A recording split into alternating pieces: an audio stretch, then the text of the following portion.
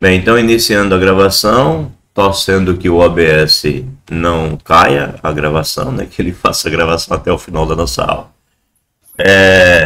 A nossa aula vai começar aqui a partir do sinal de uma função. Deixa eu colocar a minha segunda tela como sendo a nossa visão aqui. Pronto. Então, o sinal de uma função. Vamos começar por aqui. Então, a ideia é a seguinte. O que é estudar o sinal de uma função? Bem, o estudo do sinal de uma função é quando a gente tem o interesse de saber essas três coisas aqui, ó.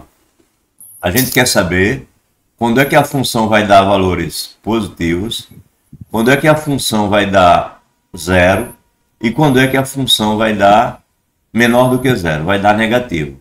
Então, quando a gente quer essas informações, a gente faz o estudo da função. Eu acho que é evidente a importância de estudar o sinal de uma função, né? Porque a gente já viu, tem visto, que a gente estuda função para que a gente possa analisar problemas, né? Aplicados à vida, em qualquer coisa, na química, na física, na biologia, em qualquer lugar, até nas ciências sociais. Então, se você tem, por exemplo, uma população que aumenta e há necessidade de você melhorar o transporte dessa população, então você pode dizer, por exemplo, que o número de certos tipos de transportes vai aumentar em função do número de pessoas daquela população. Né? Se você pensa numa substância química, você vai fazer um preparo químico, seja lá para o que for, para fazer uma limpeza ou para fazer um remédio. Então, a dosagem desse nutriente ou desse elemento químico, seja lá do que for, é função de alguma necessidade, né? Então, está relacionado ao volume que é necessário ser colocado no corpo, pode estar relacionado ao peso do indivíduo. Bem, a vida é cheia de funções, né? Você tem estudo de função para quase tudo. Então, saber se a quantidade vai ser positiva, se a quantidade vai ser nula ou se a quantidade vai ser negativa em alguma relação funcional é algo extremamente importante. Então, estudar o sinal de uma função é fundamental. Logo, é sobre isso que fala esse texto, né? Então, resolver esse problema significa estudar o sinal da função y igual a f de x para cada x pertencente ao domínio. Ou, em outras palavras, o que a gente quer saber é o sinal do y, né? A gente quer saber se o y é positivo, negativo ou zero. Então, para se estudar o sinal de uma função, quando a função está representada no plano cartesiano, basta examinar se é positiva, nula ou negativa a ordenada de cada ponto da curva, ou seja, basta estudar o sinal do y. É isso que a gente quer saber. Qual é o sinal do y? Então, está aqui um gráfico. Está aqui um gráfico. Aí eu penso em um ponto daqui do gráfico, nesse ponto aqui. Este ponto, ele está relacionando um certo valor que está aqui no x e um outro valor que vai estar aqui no y. Aí a pergunta natural é, esse valor aqui é positivo, é negativo ou é zero? Bem, este valor aqui é negativo, né? Ou seja, esse y aqui, ele é menor do que zero. Tá? Ele está na parte de baixo. Então, nesse trecho aqui, que vai desde o número que tiver aqui, sei lá qual, menos 1, né? Digamos que aqui é um menos 1. Então, do menos 1 até o número que vai estar... Não, na verdade é antes do menos 1. O menos 1 é aqui, né? Então, desse número aqui, eu vou dizer que, sei lá, menos 1,5, menos 1,5. Então, entre o menos 1,5 e o menos 1, o y estará embaixo, né? Porque toda vez que eu pegar aqui a coordenada y, ela vai dar na parte de baixo da função, na parte de baixo do eixo y. Agora, quando eu passar do menos 1, ela vai começar a dar resultados positivos. Ó. Quando eu chegar por aqui, ó, ainda vai estar dando resultados... Opa! Vai estar dando resultados positivos aqui, ó. Vai continuar dando resultados positivos. Quando eu chegar exatamente no 2, aí ela vai dar zero. Quando eu passar do 2, ela volta a dar resultados positivos. E vai ficar assim até eu chegar no 4. Quando eu chego no 4, ela volta a dar zero. E quando eu passar do 4, ela vai começar a dar resultados negativos novamente. Aqui, nesse ponto, ela volta a subir, mas continua dando resultados negativos no y. Aí passou daqui do 7, ela volta a dar resultados positivos. Certo? Ela volta a dar resultados positivos. Então é isso, a gente tem que olhar, enquanto eu vou variando o x, se os resultados em y são positivos ou negativos. Isso é estudar o sinal da função, tá? É verificar, enquanto eu vou variando o x, se o y vai ser positivo ou ele é negativo. Então,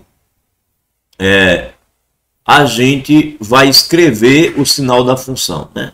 Feita essa observação visual do gráfico, a gente vai escrever o sinal dessa função.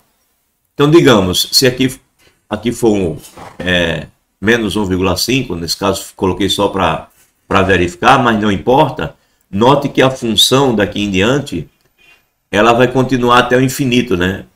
Vai continuar daqui para cá até o infinito, digamos. Vai para baixo, enquanto que aqui ela vai subir, subir, vai para o infinito, certo? Então, essa função ela continua descendo aqui infinitamente, tá bom? Então, se eu pegar o x para cá, eu sei que a função vai dar só resultados de agora em diante negativos no y, né?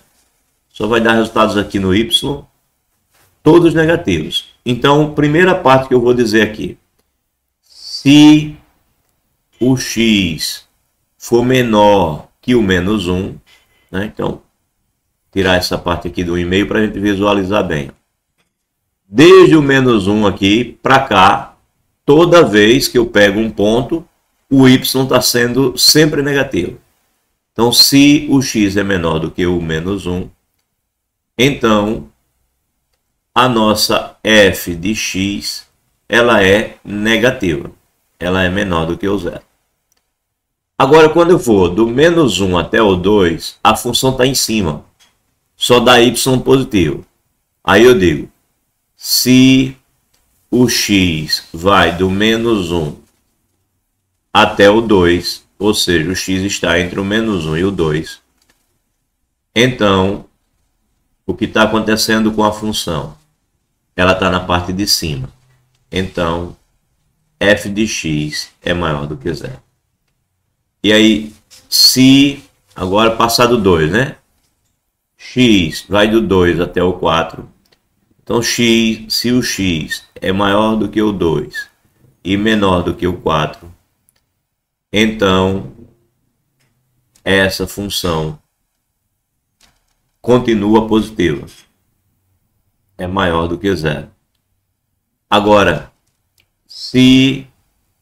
agora daqui para frente, do 4 até o 7, se o x é maior do que o 4 e menor do que o 7, então, se o x é maior do que o 4 e menor do que o 7, então o gráfico está onde? Está na parte de baixo. Então, o f de x é menor do que o zero. E por fim, quando eu passar daqui do 7, ó, vou ter sempre o y por aqui, né? O y sempre estará na parte positiva, até o infinito. Então, se x é maior do que 7, então f de x é maior do que zero. Certo? Então, é isso. Isso é estudar o sinal da função. Está faltando apenas agora dizer quando é que ela é zero, né? Aí eu tenho aqui, se x igual, ela toca aqui no menos 1. Então, se x igual a menos 1, x igual a 2, ela toca de novo aqui no eixo x. X igual a 4, ou a 4. X igual a 4. Ou x igual a 7, acontecendo qualquer uma delas, temos f de x igual a 0. Né? O y será 0 se for menos 1, se for 2, se for 4, se for 7. Pronto. Esse conjunto todo de informações é chamado, esse conjunto todo de informações é chamado de estudo do sinal da função, tá? Então, se o exercício pede que você estude o sinal da função, você vai me dizer quando a função dá resultados positivos, quando ela dá resultados negativos e quando ela dá zero. Isso significa estudar o sinal da função. Muitas vezes, o exercício não lhe pede para estudar o sinal da função. O exercício lhe pede para resolver uma equação, para resolver uma inequação. Mas aí, para poder resolver a equação ou a inequação, o que você vai precisar? Estudar o sinal da função. Então, estudar o sinal da função é uma atividade que geralmente não é a atividade fim. Não é isso que o exercício pede. O exercício pede, resolva essa inequação. Aí a inequação diz assim, x² mais 5x menos 6 é maior do que zero. A inequação diz isso. Então você quer saber quais são os valores de x que fazem a função f de x igual a x² mais 5x menos 6 dar resultados positivos. E aí, para você descobrir isso, o que você faz? Você faz o estudo do sinal da função. Descobre onde ela é positiva, onde ela é negativa, onde ela é zero. E aí você dá como resposta a inequação, que estava perguntando quando era maior do que zero, você dá como resposta a parte positiva, tá certo? Porque foi isso que foi pedido. Então é isso. Essa atividade de você pensar na função e de você estudar o sinal da função, ela tem por objetivo, na maioria das vezes, resolver equações ou inequações. Bom? Pois bem, isso é estudar o sinal da função. Tentei deixar o mais claro possível.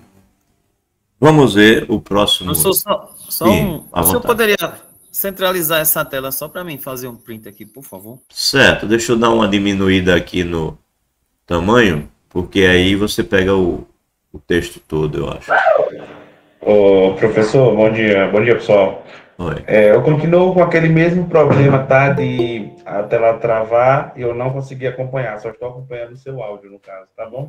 Ok, é uma pena, tá? Mas, bem, de qualquer forma, dessa vez eu estou tentando gravar. Vamos ver se continua. Ó, a gravação tá sobrevivendo. Vamos torcer que a gravação continue até o final para a aula de hoje ficar gravada. Bota na sua tela para mim. Isso. Pronto. Printou. Rapidinho. Tá. Gratidão. Vamos à próxima. Então agora ele destaca, ele faz o que a gente acabou de fazer, tá? Ó, só que ele fez mais resumido. Ele disse aqui, ó, f de x é igual a 0, se somente se x igual a menos 1, x igual a 2, x igual a 4 ou x igual a 7. Isso corresponde a essa minha linha final aqui, ó. Se x igual a menos 1, x igual a 2, x igual a 4 ou x igual a 7, temos que o f de x é 0. Ele resumiu aqui, ó, dessa forma. Aí aqui ele diz, f de x é maior do que 0 se somente se o x estiver entre menos 1 e 2, entre 2 e 4 ou maior do que 7. É a mesma coisa que eu fiz aqui, ó. Menos 1 e 2, f de x maior do que 0. Entre 2 e 4, f de x maior do que 0. E maior do que 7, f de x maior do que 0. Ele sintetizou essas três linhas aqui, que eu falo maior do que 0, em uma única linha aqui. Certo? Maior do que 0. E menor do que 0 são duas situações. Menor que menos 1 e quando tiver entre 4 e 7. Aí eu tinha feito aqui assim, ó. A parte menor do que 0 é quando é menor do que menos 1, ou então quando está entre 4 e 7. Então essas linhas todas que eu coloquei aqui, ele sintetizou em três linhas, tá? A forma de escrever pode ser uma ou pode ser a outra, não tem problema não, tá?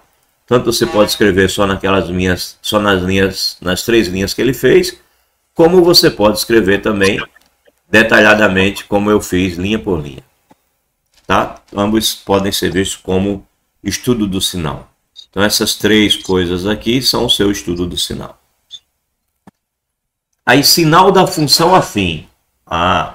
Então, as funções que nós vamos estudar o sinal, aqui nesse nosso curso, elas são muito mais simples do que essa cobrinha que eu acabei de mostrar a vocês, né? Porque se for, por exemplo, a função afim, é uma reta, não faz nem cobrinha. Se não faz cobrinha, só sobe ou só desce. Portanto, Um pedaço vai ser positivo, o outro pedaço vai ser negativo. E acabou, porque ela não volta a subir nem descer, ela não faz uma cobrinha. Então vamos lá. Alguém aqui desativar o som, tá? Sim. Então, aqui. Sinal da função afim. Gente, a função afim é uma reta, né? A raiz da função afim, a gente viu que é o menos b sobre a. Ora, se a reta for crescente, o que acontece com o y dela? Quando eu pegar um x aqui maior do que a raiz, o y vai ser aqui em cima. Ou seja, esse sinal aqui me diz que o y é maior do que zero, né? Está na parte de cima, está acima do eixo x. Então o y é maior do que zero. Já se eu pegar um x antes, aqui menor do que a raiz da função, né? Menor do que o menos b sobre a, esse menos b sobre a é aquele momento que você pega f de x, que é da forma ax mais b, né? Que é a nossa função afim, e igual a zero. Na hora que você iguala a zero, você passa o b para o outro lado, menos b, e passa o a para dividir. Por isso que é o menos b sobre a. É quando a função vai ser zero. É o x que faz com que a função seja zero. Então, se você pegar um x menor do que essa raiz, o resultado vai ser aqui embaixo. Ou seja, o resultado vai ser um y menor do que zero. Então, o que a gente diz? A gente diz que se o x for menor do que a raiz,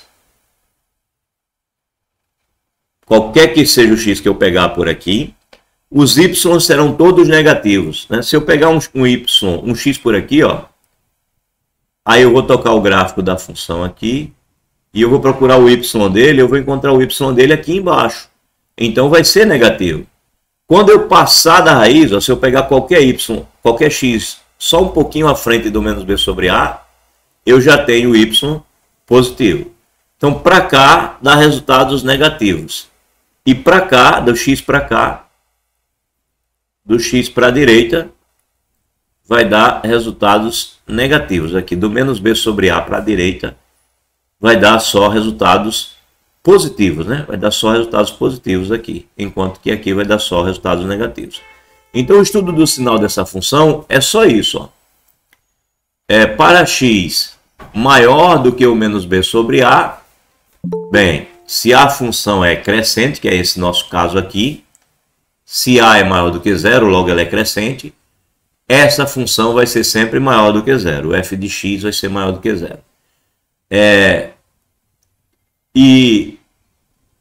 Sendo a positivo e você pegar menores do que o menos b sobre a, o resultado aqui é negativo. Ou seja, sintetizando, aqui nessa função você tem que se o x for maior do que o menos b sobre a, então a função f de x aí vai ser maior do que zero, né? Se você tiver por aqui, maior do que o menos b sobre a função é maior do que zero.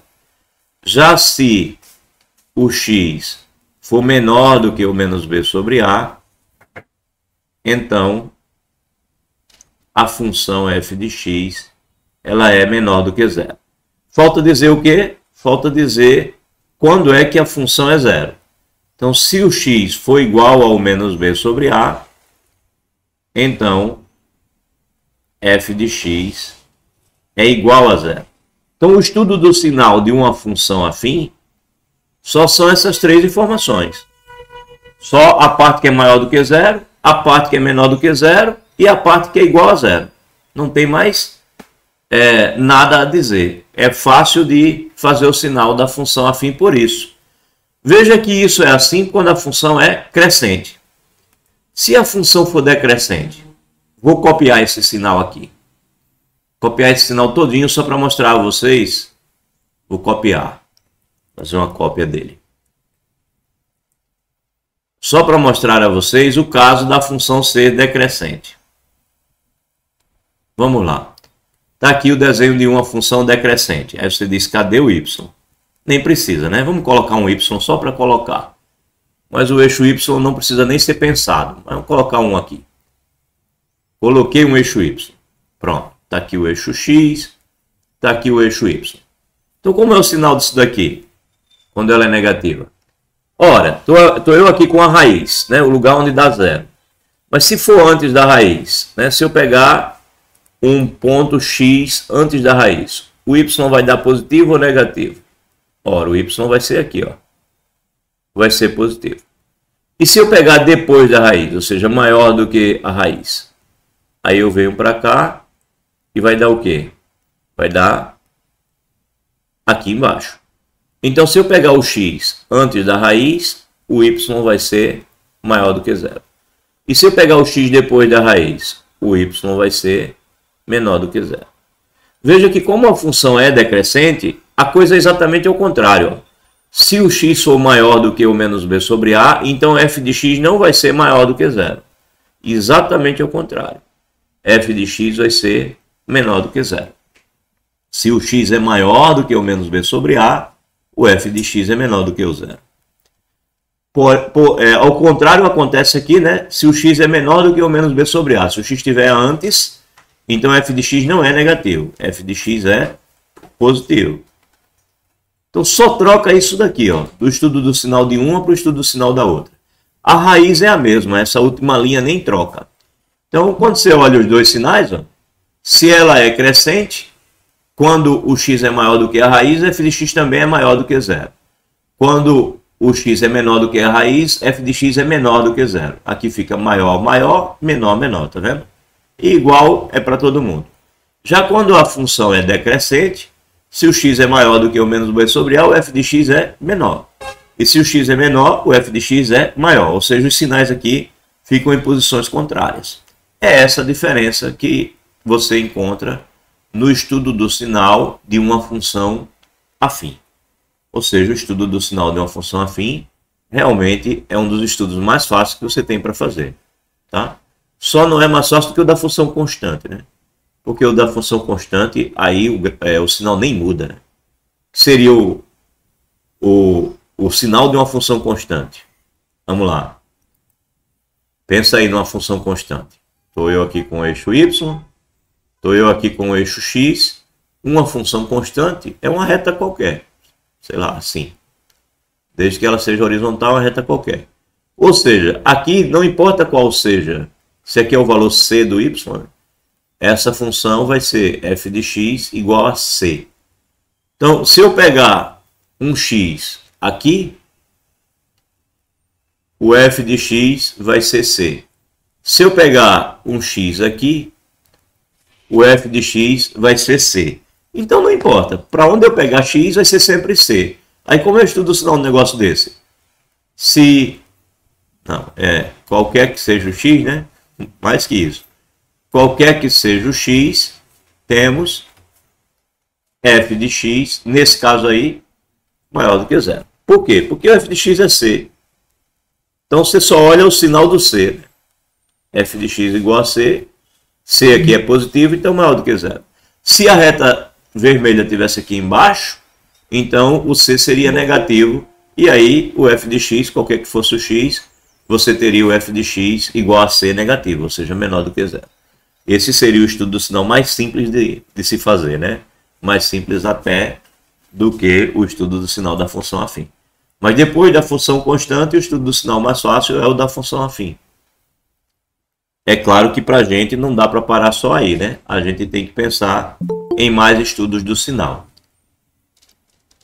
Vamos ver aqui um exemplo particular, porque a essa altura deve ter gente já com raiva de mim aí, né? Olhando e dizendo... Pô, que coisa ruim esse negócio de ficar falando de menos b sobre a, eu quero ver número, né, porque eu não suporto essas letras.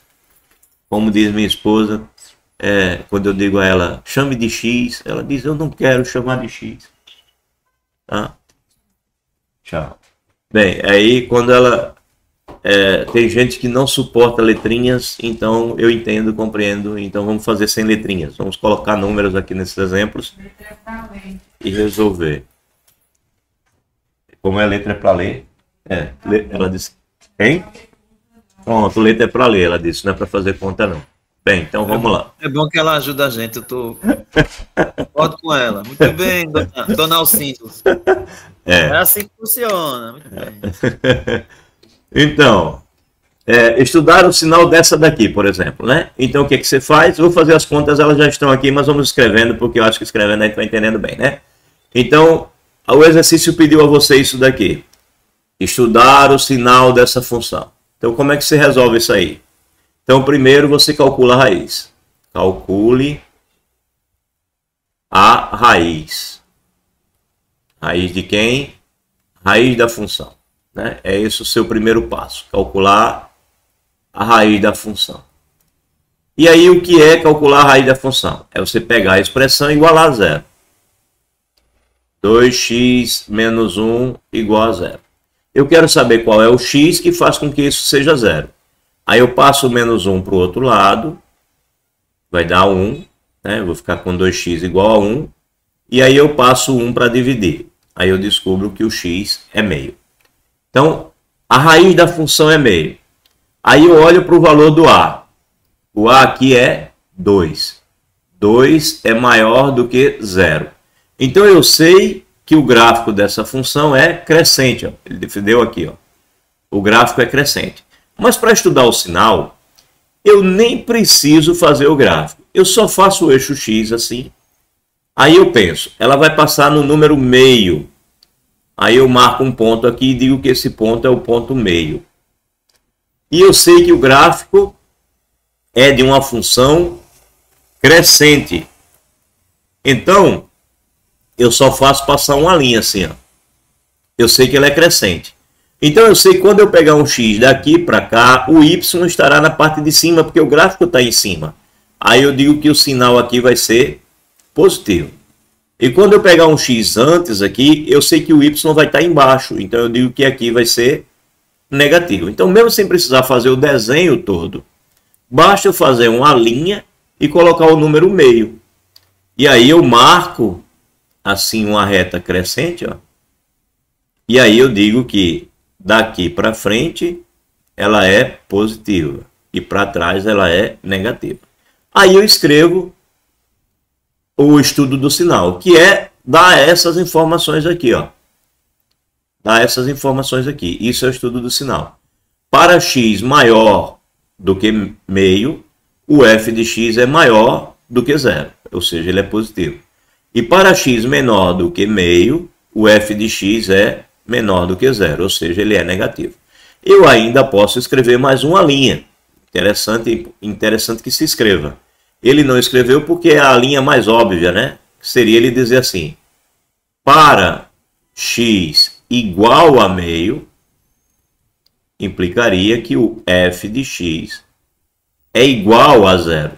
Isso porque foi a conta que você fez aqui. Ó. Você pegou o f de x, que é 2x menos 1, igualou a zero e encontrou meio. Então, a raiz lhe dá essa última frase. É isso que é estudar o sinal de uma função afim, tá? Então, é isso que pode ser colocado no exercício. Eu, geralmente, não peço isso. Porque, como eu disse, isso daí é usado para resolver a equação. Então, o exercício mais completo para mim é dizer assim, resolva essa inequação. Porque aí eu sei que para você resolver a inequação, você vai ter que fazer o estudo do sinal. E aí eu ganho duas coisas. Ganho a sua habilidade de resolver a inequação e a habilidade de estudar o sinal. Se eu pedir só para estudar o sinal, você não me resolve a inequação. Aí você pode não saber resolver a inequação, só saber estudar o sinal. Mas se eu peço para você resolver a inequação, você aprende tanto a resolver a inequação, como aprende a estudar o sinal também. Então eu prefiro fazer um pedido mais completo. Aqui é o outro exemplo. Ele agora pegou menos 2x, lhe pede para estudar o sinal dessa daqui. Então, só para ficar bem claro. Aí, primeira coisa, vamos estudar. Você começa o exercício dizendo exatamente isso, tá? Vamos estudar o sinal da função. Veja que eu mudei um pouco a frase, só para dizer a você, a frase é sua. Você precisa só me dizer o que você vai fazer. Está aqui, ó. Calcule a raiz da função. Eu agora escrevi. Vamos estudar o sinal da função. Só para dizer a você, avise que você vai fazer isso. Então, menos 2x mais 4 igual a 0. Aí eu faço essa conta.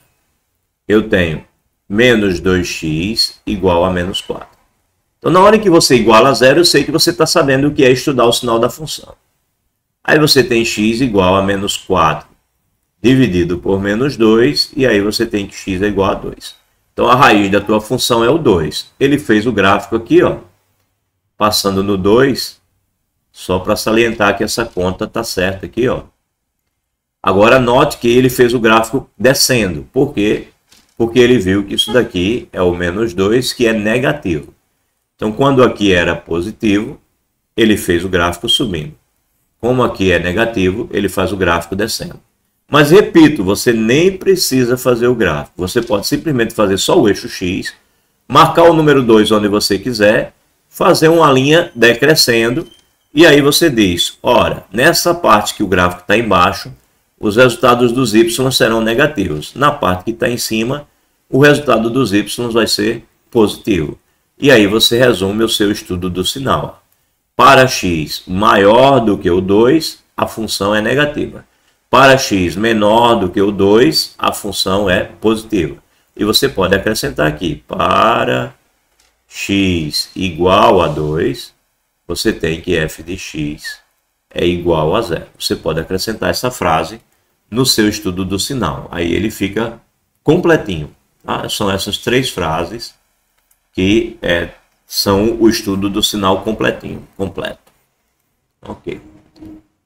Então, acho que ficou claro o que é o estudo do sinal de uma função afim. Mas a delícia é quando a função fica subindo, descendo, porque aí eu tenho vários sinais para colocar. Uma função que só desce, uma função que só sobe, não tem nem graça. Então, pelo menos a parábola, né, que ela desce e sobe, estudar o sinal já fica mais bonitinho. Mas é até onde a gente vai nesse curso, tá? Ou é a função afim, que é só uma reta, ou então é essa, desce e sobe aí.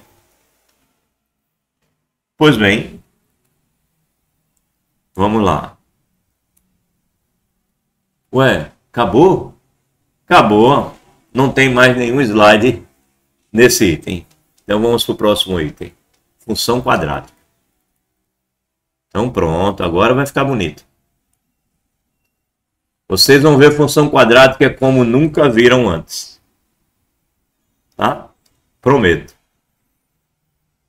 Até porque vocês estudaram função quadrática como aluno, né? E aqui eu já trato vocês como futuros professores, então eu já vou falando de função quadrática, mostrando como você, enquanto professor, deve olhar para elas, né? Porque você deve saber mais do que o teu aluno quando estiver dando aula, claro. Então, vamos lá. Vamos brincar aqui com as funções quadráticas. Primeiro, o que é isso? É uma função assim, ó, da forma ax2 mais bx mais c, onde a é diferente de zero. Acredito que todo mundo já viu e até curtiu, né? Aqui, como tem gente com um pouquinho mais de idade, não deve ter feito o 9º ano, deve ter feito a 8ª série. E aí, quando fizeram a 8ª série, estudaram funções quadráticas. Se alguém aqui é muito jovem e não viu a 8ª série, viu o 9º ano, então viu isso daí bem do 9º ano e depois do 1º ano do ensino médio. Então, vamos ver, né? A função quadrática é uma função de R em R. A função quadrática é uma função de R em R. E que tem essa forma de escrever. ax2 mais bx mais c com a diferente de zero. Ok? Então, tá aqui. Função quadrática tem vários exemplos. Essa daqui, por exemplo, ó, x² menos 3x mais 2. O a é 1. Mas não tem o número 1 aqui. Tudo bem, eu boto. Não vai mudar nada, né? 1 vezes x2 é x2. O b é menos 3. Está aqui, ó. E o c é 2, né? Compare aqui com esse, você vai ver quem é o a, quem é o b, quem é o c. Aí essa daqui, o a é 2, o b é 4, o c é menos 3. Aqui o a é menos 3, o b é 5, o c é menos 1. Aí essa daqui, você diz, gente, cadê? Essa não tem esse jeito não. Tem. É porque você pode ver isso como x2 mais 0x menos 4. Aí nesse caso o a é 1, né? Você pode até colocar o 1 aqui. 1, então a é 1. O B é 0, por isso que não tem o x. 0x vai dar 0. E C igual a menos 4. A gente diz que essa daqui ela é incompleta. Incompleta. A incompleta em quem? Em B, né? Porque o B sumiu. Incompleta em B.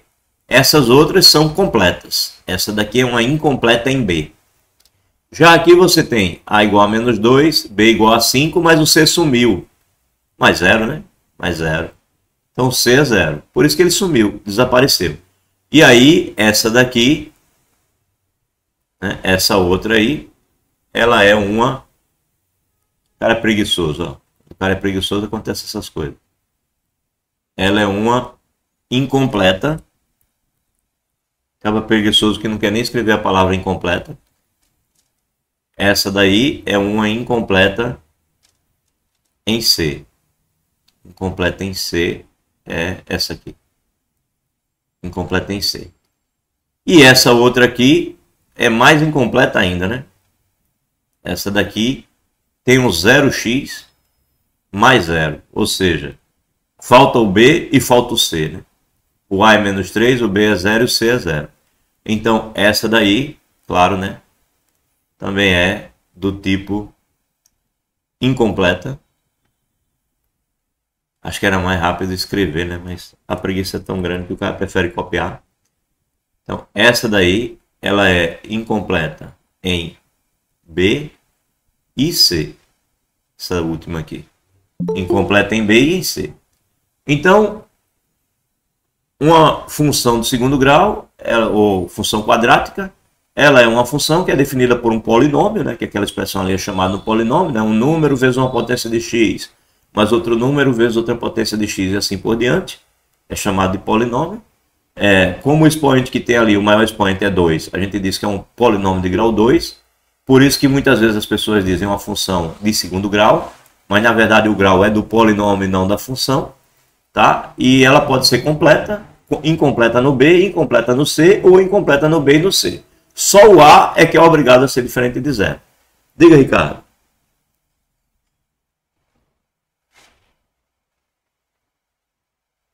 Ricardo levantou a mão. Professor, tá conseguindo ouvir? É porque sempre dá dúvida com relação à literatura. Tá conseguindo ouvir? Tá falhando o som. A função de B e C. Meu áudio tá ruim, né? O áudio tá meio ruim. Eu vou ter que escrever, então. Escreva que aí eu dou uma lida aqui, né? Tá? Pronto, assim que você escrever, eu dou uma olhadinha. Tá, certo. Tenta escrever, ver se consegue tirar a dúvida. Tá. Então, é esse o jeito de escrever. O A não pode ser 0. Agora o B e o C pode. Aí a gente chama de incompleta em B, incompleta em C ou incompleta em B e C. Aí, gente, para resolver equações das incompletas é muito fácil. O grande problema surge na hora de você resolver uma equação com uma completa. Mas a gente chega lá daqui a pouco. Primeiro a gente vai olhar o gráfico, né? Que é uma característica importante desse tipo de função. Quando a gente vai olhar o gráfico, a gente faz, né, uma tabelinha e sai chutando valores e fazendo o desenho. Aí descobre que o gráfico de uma função quadrática é uma parábola. Pode ter uma concavidade voltada assim para cima, né? A abertura é para cima, ou pode ter uma concavidade voltada para baixo. Quando vai ser para cima e quando vai ser para baixo? É o valor do A que vai dizer isso. Ó. Aqui o A é 1, 1 é maior do que 0, então como o 1 aqui que é maior do que 0, a concavidade fica para cima. E aqui o A é menos 1, ou seja, menos 1 é um número menor que 0, então a concavidade fica para baixo. Tem alguns pontos que são muito importantes. O momento em que a função dá 0. A função deu 0 aqui. Quando o cara colocou menos 1, ela deu 0. Então, é exatamente o ponto onde ela toca o eixo X. O outro lugar em que ela deu 0 foi quando ele colocou 1. Ó. Colocou 1, deu 0. Está aqui. E aqui, quando ele colocou menos 1 também deu 0, né? Aqui. E quando ele colocou 1 aqui, deu 0. Certo? Então, esse ponto onde ela dá 0 é importante. E como é que eu descubro esse ponto em que ela dá 0? Bem, eu simplesmente faço f de x igual a 0. Note que quando eu fizer x² menos 1 igual a 0, eu vou resolver essa equação, aí eu vou ter x² igual a 1, né? Somo um dos dois lados, ou passo menos 1 para o outro lado, do jeito que você quiser pensar. Então, x pode ser o mais 1 ou o menos 1. Se eu elevar o x ao quadrado, o 1 ao quadrado vai dar 1, e se eu elevar o menos 1 ao quadrado também vai dar 1. Por isso ela toca nesses dois pontos. Veja que se eu colocar essa outra equação aqui também para igualar a 0, menos x2 mais 1 igual a 0, as respostas também serão as mesmas, porque eu vou ter menos x2 igual a menos 1, aí eu multiplico aqui por menos 1 dos dois lados, e eu tenho que x² é igual a 1, portanto a resposta é exatamente a mesma, mais ou menos 1. Por isso, os pontos onde esse gráfico toca o eixo x são os mesmos pontos onde esse gráfico toca o eixo x. As duas têm as mesmas raízes. Essas são as raízes da função. Sempre que eu igualo uma função a 0, eu estou calculando as raízes da função. E ajuda a descobrir o gráfico. Um outro ponto importante é o vértice da função, né? Que é esse aqui, o vértice. Nesse caso aqui, o vértice está aqui na parte de cima. Que a gente também vai olhar como é que calcula, né? Com alguma habilidade. É importante descobrir esses 3 pontos. As raízes e o vértice. Sabendo esses 3 pontos, você pode determinar o gráfico todo. Tá? Note que essas funções elas são incompletas em B. O cara escolheu para mostrar o gráfico funções incompletas em B. Ele escolheu funções incompletas em B para mostrar o gráfico. Ele poderia ter escolhido uma completa. Deixa eu ver aqui se já tem uma observação. Tem não ainda, né? Esperando aí a observação, tá? Bem, então, seguindo em frente, vamos falar dos zeros da função. E aqui está uma demonstraçãozinha. Vocês podem ler essa demonstração aí à vontade. Ele demonstra como é que consegue achar os zeros da função. Eu vou preferir fazer do meu jeito. Tá? Já está feito aqui, eu vou apagar para a gente fazer com calma. Vamos descobrir um bocado de coisa aqui.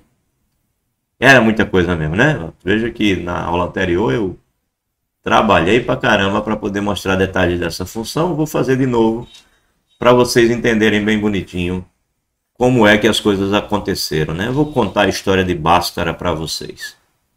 Tá? Então o que aconteceu foi o seguinte. Primeiro vamos falar das incompletas, porque as incompletas são as facilzinhas. Aí a gente mostra as incompletas e depois mostra as completas para vocês. Vou apagar aqui essa riscadeira toda que eu tinha. Pronto. Então vamos lá. Olha só. Tem alguém querendo entrar? Olhem só. Quando você vai resolver uma equação incompleta, vamos começar pela incompleta, né? Então suponha que ela é incompleta em B. Então você tem uma função assim, né? ax2 mais 0x, né? Porque ela é incompleta em B, mais c. E você, já que não tem aqui o 0, então você vai ter apenas ax2 mais c, né? Mais c.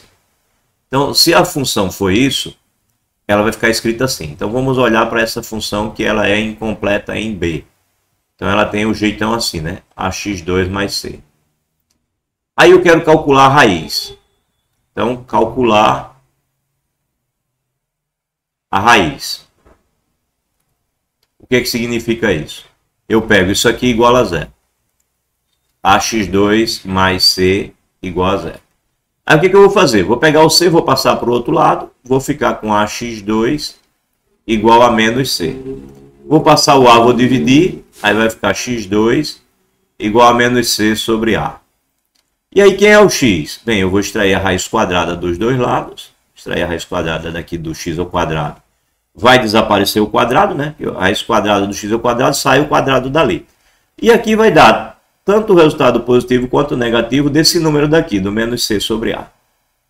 E a gente vai torcer que esse número seja maior do que 0. Porque se ele não for maior do que 0, eu não consigo calcular a raiz. Você vai ver aquele menos ali, né? Menos c sobre a e vai ser maior do que 0? Sim.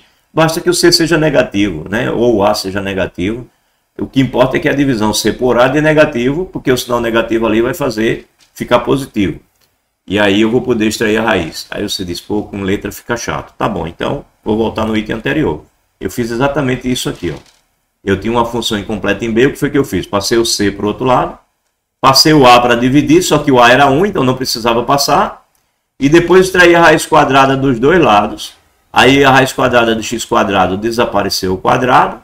E a raiz quadrada do 1 deu mais ou menos a raiz quadrada do 1, que é 1.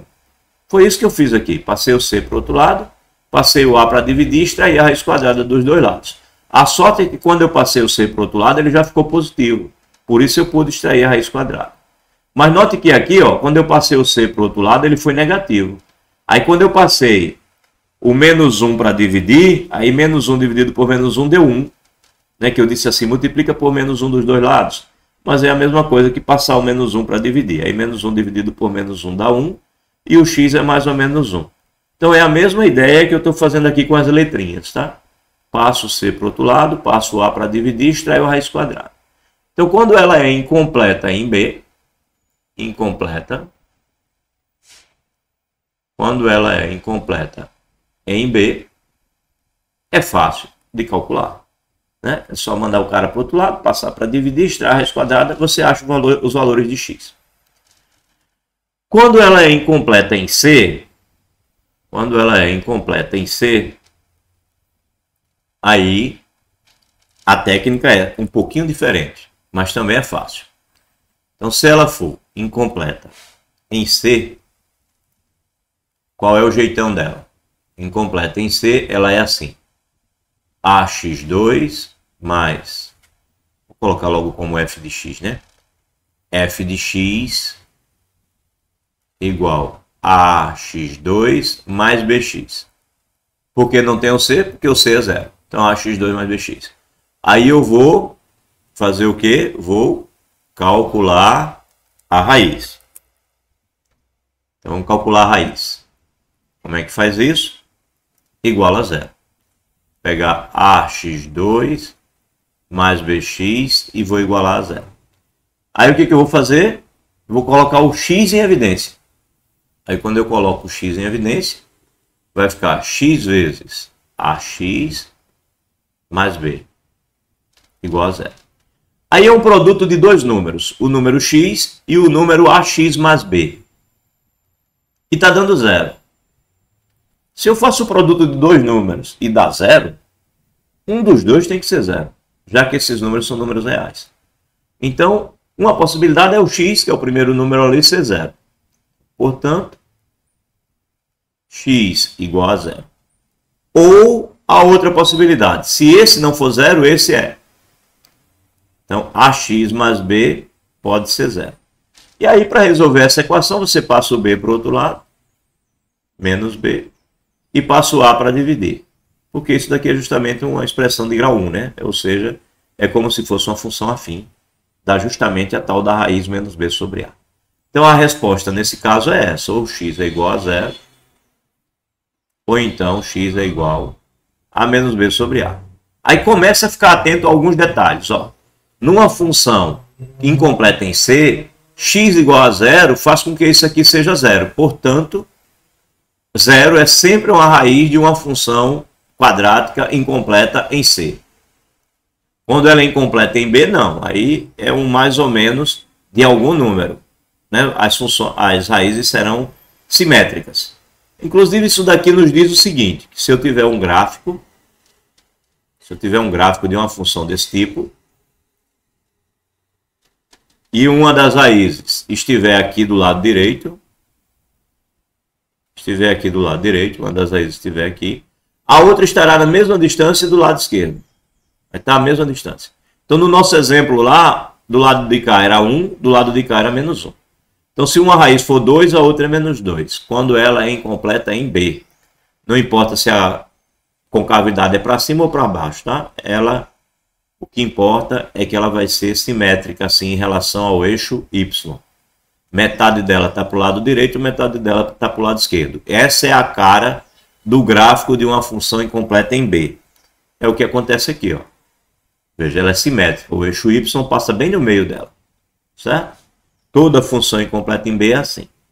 Em compensação, se ela é incompleta em C, a situação é um pouco diferente.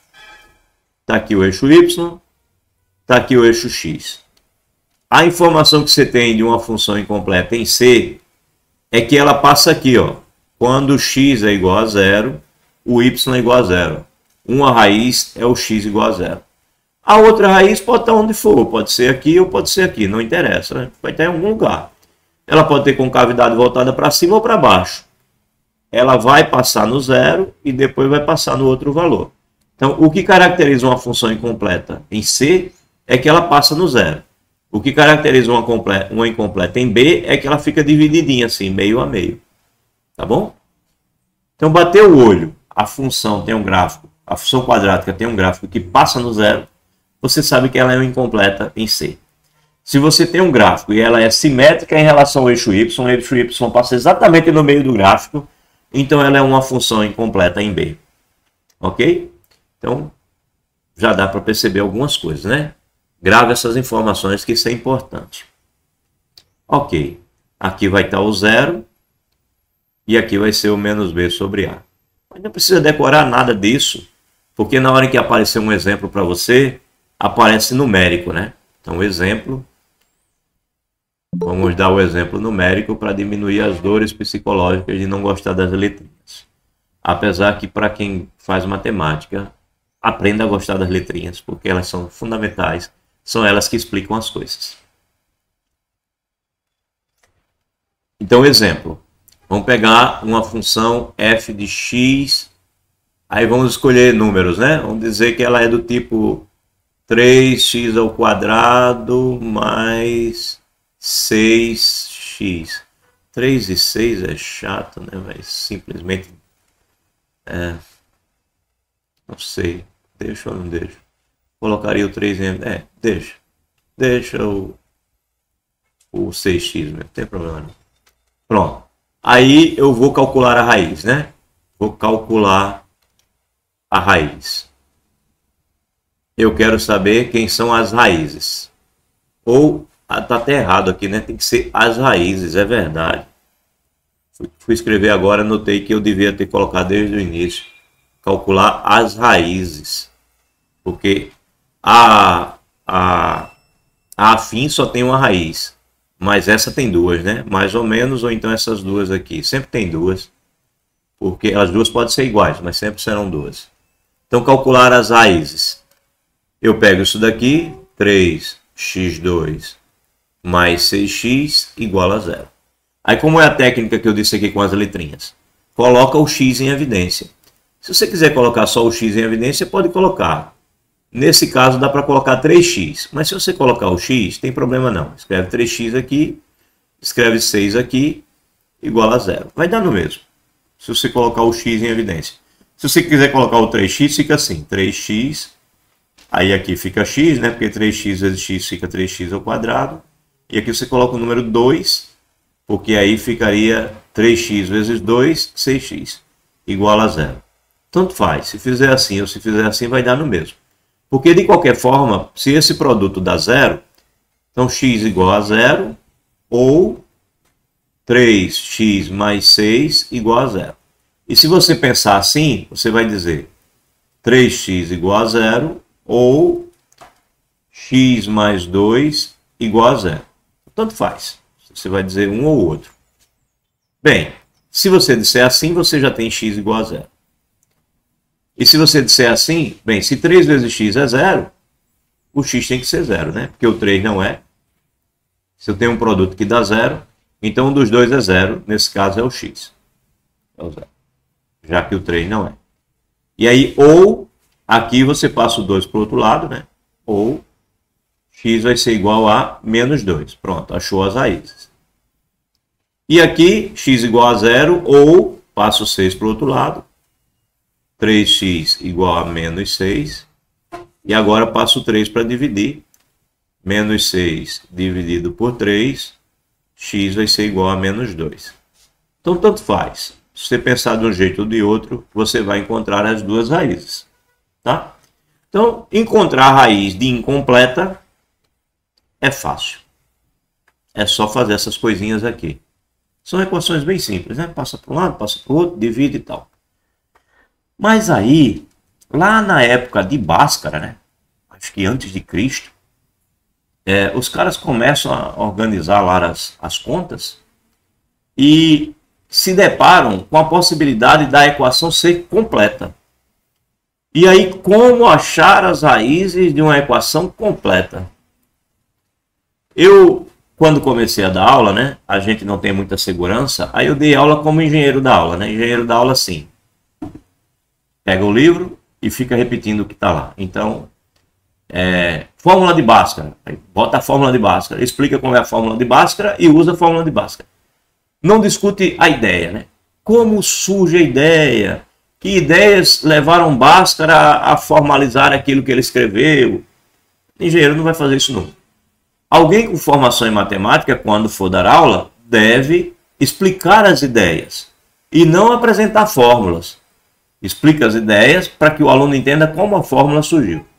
Então, quando eu fui amadurecendo e entendendo a minha obrigação como professor de matemática, em algum momento eu resolvi não mais apresentar fórmulas. Então, no primeiro ano que eu dei aula, eu só apresentei a fórmula de Bhaskara e usei. No segundo ano também, provavelmente. Agora, lá para o terceiro, eu digo não. É importante que o aluno entenda como ela surge. No nosso livrinho aí, vocês vão ver que tem uma demonstração da fórmula de Bhaskara. Mas eu tenho uma maneira um pouco diferente de pensar nela, que eu acho mais simples. Então, eu fui dar aula uma certa vez na minha vida, e eu dei aula mais ou menos assim. Eu digo, vou construir a ideia que fez com que Bhaskara chegasse à fórmula. Ao invés de dar a fórmula, eu vou ensinar a ideia. Então eu peguei uma equação, vamos montar uma equação aqui, porque uma equação que o A é 1 é muito fácil, né? Vamos pegar uma que o A não seja 1. Vamos pensar numa equação assim. Uma das raízes seja, por exemplo, meio. A outra raiz eu quero que seja 3. Mas menos 3, pronto. Menos 3. Veja, se eu colocar meio aqui, isso dá 0. Se eu colocar menos 3 aqui, isso dá 0. Então, se eu igualar esse produto só pode dar 0 se o x for meio ou se o x for menos 3, né? Agora vamos distribuir. X vezes x, x quadrado. X vezes 3, 3x. Menos meio vezes x vai ficar menos x sobre 2, né? E menos meio vezes 3 vai dar menos 3 sobre 2. Então pense nisso igualado a 0. Agora tira o mínimo, né? O mínimo aqui é o 2, então vai ficar assim. 2 dividido por 1 dá 2 vezes x2, 2x2. 2 por 1 dá 2 vezes 3x, 6x. 2 por 2 dá 1 vezes menos x, menos x. 2 por 2 dá 1 vezes menos 3, menos 3. E 2 por 1 dá 2 vezes 0 é 0. Aí eu tiro o 2 que estaria aqui embaixo, né? Desapareceu o 2 que estaria aqui embaixo. E eu diria a você que eu fico com a equação 2x2. 6x menos x fica mais 5x menos 3 igual a 0. Essa é a conta que você faz sozinho, sem mostrar ao aluno, né? Construir uma equação de segundo grau, com um polinômio de grau 2, onde eu sei que as raízes vão ser meio ou menos 3, porque eu construí ela assim. Mas aí eu não digo isso ao aluno, né? Eu faço no cantinho do quadro assim e não digo nada a ele, aí eu digo assim a eles: vamos resolver, né? Ou vamos encontrar as raízes dessa função. Então o exercício que eu digo que eu vou fazer para eles é assim: vamos encontrar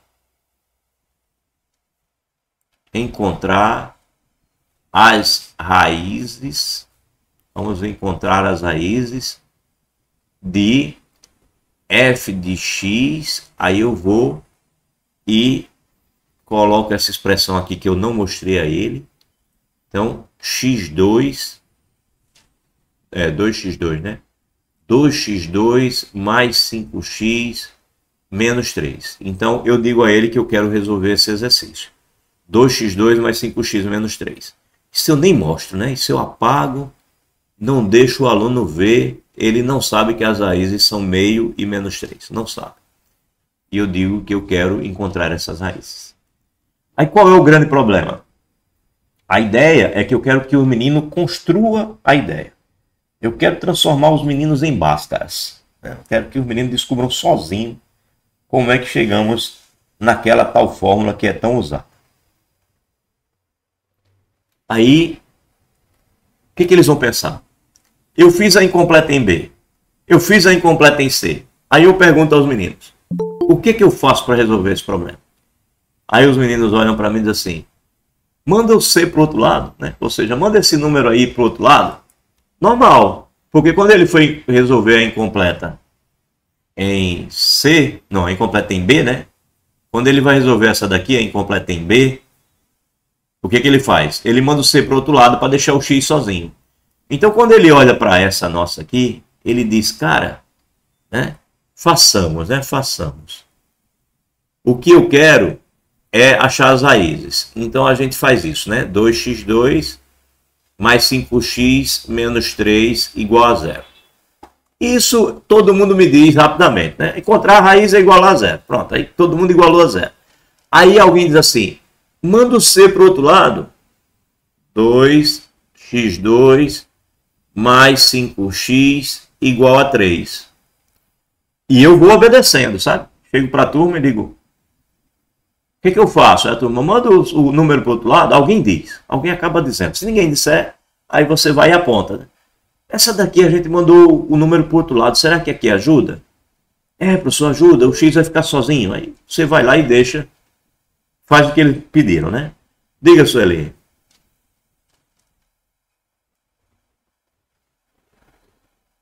Sueli. Não, professor. Oi, é que você levantou a mão? Não, né? Menos 3 não, em vez de 3? Ah, menos 3, eu errei ali, foi? Menos 3. Não, 3. Que era, não era menos 3 aqui? Passou para o outro lado, ficou 3. Mudou de sinal. Entendeu? Entendi. Eu achava que ia com sinal. Não. Se vai para o outro lado, muda de sinal, tá? Sempre que o número vai para o outro lado da igualdade, ele muda de sinal. A não ser que ele passe dividindo. Quando ele passa dividindo, ele não muda de sinal. Mas isso tem a seguinte fundamentação matemática, tá? Ó, você tem 2x2 mais 5x menos 3 igual a 0. O que você faz para tirar esse 3 daqui? Você soma 3 dos dois lados.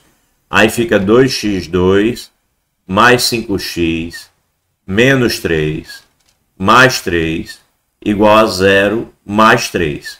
Ou seja, você soma o mais 3 de um lado e soma o mais 3 do outro. Por que você faz isso? Porque você quer tirar o 3 daqui. Aí fica menos 3 mais 3 é 0. Desaparece. E 0 mais 3 é 3. Então fica 2x2 mais 5x igual a 3. E não igual a menos 3. Porque eu somei 3 dos dois lados, tá? Então é por isso. Agora, quando você tem, por exemplo, 2x2 igual a 4, que você quer dividir, aí não muda de sinal, por quê? Porque o que você faz aqui é multiplicar por meio. Você multiplica por meio dos dois lados. Por que você vai multiplicar por meio dos dois lados? Porque aí vai dividir o 2 com o 2 aqui, ó, e o 2 vai desaparecer. Aí vai ficar x² de um lado, e aqui vai ficar 4 dividido por 2, 2. Certo? 4 dividido por 2, 2. Ou seja, quando você passa para dividir, ele não muda de sinal. É simplesmente pegar o 2 e passar para baixo. Por isso que a gente faz assim. Daqui a gente faz assim. Passa o 2 para dividir, então fica 4 sobre 2. Mas é a mesma coisa que multiplicar por meio dos dois lados. Por isso que não muda de sinal. Já nesse aqui é somar o mais 3 dos dois lados. Aí por isso que muda de sinal, tá? A fundamentação matemática para isso que a gente diz, passa o 3 para o outro lado. Significa dizer que você somou 3 dos dois lados. Passa o 2 para dividir. Significa que você multiplicou por meio, né? Então, professor, se fosse mais 3 passaria para lá com menos 3. Isso é. Se tivesse 2x2 mais 5x mais 3 igual a 0, e eu quisesse tirar esse 3 daqui para ficar só quem tem x, aí eu somaria menos 3. Aí ficaria 2x2 mais 5x mais 3 menos 3, para poder desaparecer esse 3 daqui. E do lado de cá eu teria que colocar o menos 3 também, né? Porque se está igual, e eu alterei do lado esquerdo, tem que alterar do lado direito com a mesma coisa. Então, se eu tirei 3 aqui, eu tenho que tirar 3 aqui. Aí aqui vai dar mais 3 com menos 3, que vai ficar 2x2 mais 5x. E aqui vai ficar 0 menos 3, que dá menos 3, né? Porque o 0 não muda nada. E aí é como se eu tivesse pego o 3 daqui, ó, passado para o outro lado e mudou de sinal. Ó. O 3 saiu daqui, foi para lá, virou menos 3. Aqui o menos 3 saiu daqui, foi para cá e virou mais 3. Tá? Então, quando é negativo, vai para o outro lado positivo. Quando é positivo, vai para o outro lado negativo. Quando eu estou só somando ou subtraindo. Agora, quando eu estou dividindo, não muda de sinal. Ok? Acho que ficou claro, né? Isso é importante, essas perguntas, viu, Sueli? Deve ter um monte de gente aí que talvez tenha essas dúvidas. Vou apagar, tá? Que essa parte não faz parte da minha solução. Foi para ficar bem claro. Bem. Mas vai estar no vídeo, pode tirar print depois. Só lá nisso, só curiosidade. Será que minha gravação continua? Continua, vai. Fiquei feliz de saber que ela continua. Deixa eu... Tenho até medo de mexer no programa ali. De minimizar e fazer essas coisas. Mas está lá funcionando. Bem, então eu passei o 3 para o outro lado, né? Ou seja, eu somei 3 dos dois lados e eu tenho isso. Aí os alunos ficam lá, né? Tá, professor, passei para o outro lado. Aí, um erro que me aconteceu algumas vezes quando eu dei aula assim, foi assim. Qual o próximo passo que eu dou? Aí eles olham o lado esquerdo da igualdade, aí ela está incompleta em C, né? Porque você mandou o C para o outro lado. Aí, como eles lembram da incompleta em C, ele diz assim, coloca o X em evidência. Natural. O menino viu a incompleta em B, mandou o C para o outro lado, aí ele manda. Aí agora ele quer se livrar do X, e ele viu que ele se livrou do X lá na incompleta em C, colocando o X em evidência. Aí o que vem na cabecinha deles? Coloca o X em evidência. Aí eu digo, tá, vou colocar, eu obedeço. Eu sei que não vai dar em nada, mas eu obedeço. Aí coloco o X em evidência. X vezes 2x, né, para dar 2x2, mais 5 igual a 3. Igual a 3, não é a 0. O hábito de colocar o 0. Igual a 3. Aí os alunos erram aí. Eles dizem assim, ah, então x é igual a 0, ou então x é igual a 3, são dois erros comuns. Eles dizem assim, porque quando é 0, né? Quando aqui é 0, isso significaria que x era igual a 0, ou 2x mais 5 é igual a 0. Aí como é 3, alguns deles dizem assim, ah, então x, aqui é 3. Ah, então x é igual a 3, ou 2x mais 5 igual a 3. Esse foi um erro muito comum que eu vi. Aí eu digo, não, gente, isso vale para o 0. Porque se o produto dá 0, é porque um dos dois é 0. Mas se o produto dá 3, você não garante que um é 3. Porque se um for 3, o outro é 1.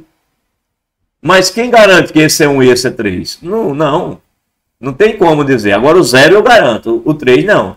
Aí começa a confusão na sala. E agora, professor, o que a gente faz? Aí mexe para um lado, mexe para o outro. Aí eu conto a história do Bhaskara, né? Eu digo, olha, existia um cara no passado, né, chamado Bhaskara e tal. Aí eu leio a história, porque eu geralmente vou esquecer, mas leio alguma coisa da história do Bhaskara. Então esse cara, ele na verdade ele não teve nenhuma ideia sozinho. Ele pegou um monte de soluções que aconteceram antes dele, e ele foi observando e ele percebeu que dois passos, resolviam plenamente essa equação. E aí eu explico os 2 passos para eles e pronto, é o que eu faço. Eu não dou a fórmula, eu digo os passos que o Bhaskara percebeu. Que seriam esses 2 passos aqui, ó. Diga-se de passagem, é claro que ninguém sabe exatamente como foi que Bhaskara percebeu isso. Eu crio uma historinha para ajudá-los a entender. Importa que realmente o resultado é o mesmo que o Bhaskara, mas se ele pensou da mesma maneira, eu juro a vocês que eu não conheci. Eu sou velhinho, estou com 56, vou fazer 57 anos, mas eu não tenho a idade de ter alcançado Bhaskara não, tá? Então, o que Bhaskara, pelo que eu lembro, se não me engano, foi antes de Cristo. Então eu faço essa brincadeira com o aluno, ele percebe que não vai funcionar, aí eu digo, então vamos voltar para o início, e eu vou aceitar de vocês só uma coisa, eu vou aceitar só passar o 3 para o outro lado. Isso daí tá bom, Bhaskara também fez isso. Mas só que daqui em diante, ele percebeu o seguinte, ele notou que se ele chegasse aqui e multiplicasse por 4A, o que significa 4A aqui nessa questão? 4A significa 4 vezes... Quem é o A? O A é 2. 4A significa 8. Tá? Então, o que eu vou fazer é multiplicar... Deixa eu escrever assim. Eu vou multiplicar pelo número 4 vezes 2. Ou seja, eu vou multiplicar por 8. Que é 4 vezes isso. Então, eu vou multiplicar a equação toda por 8. Aí vai ficar 8 vezes 2, 16, né? 16x2. 8 vezes 5, 40x. E 8 vezes 3, 24. Aí tem aluno que diz assim, lá vem as mágicas, né? Lá vem mágica. Eu digo, mágica de muitos anos estudando. O cara estudou um monte de resultados dos outros para perceber que isso funcionava. Ele multiplica primeiro por 4A. Aí depois ele vai e soma B quadrado. Soma B ao quadrado. No nosso problema significa somar o quê? O nosso B é o 5. Ou seja, soma 5 ao quadrado. Ou seja, soma 25 dos dois lados. Então vamos lá, somar 25 aqui dos dois lados. Multipliquei todo mundo por 8. E agora a igualdade continua valendo, né? Porque se isso é igual a isso, então 8 vezes isso é igual a 8 vezes isso. Agora eu vou somar 25 dos dois lados, a igualdade vai continuar valendo. Então, portanto, aí vai ficar 16x2 mais 40x mais 25 igual a 24 mais 25. Aí pronto, eu digo a eles, as únicas duas coisas que eu digo a vocês, multiplica por 4A, soma B quadrado. É isso.